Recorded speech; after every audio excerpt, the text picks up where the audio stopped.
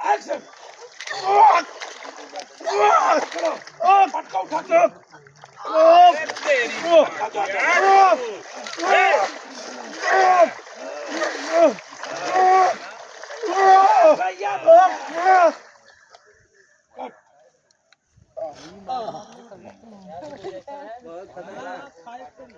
भैया को फोन करके बोलो।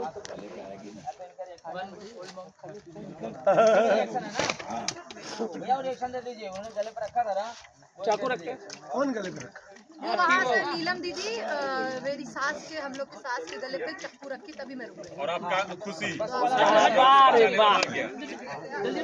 वो इधर ही कहीं दे दीजिए बस, इधर दे दीजिए। जहाँ दीजिएगा यही लड़का है।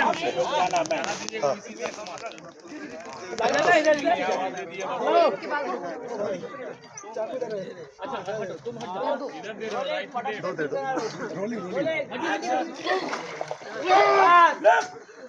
ये चाकू रखी नहीं, प्राइस नहीं भैया।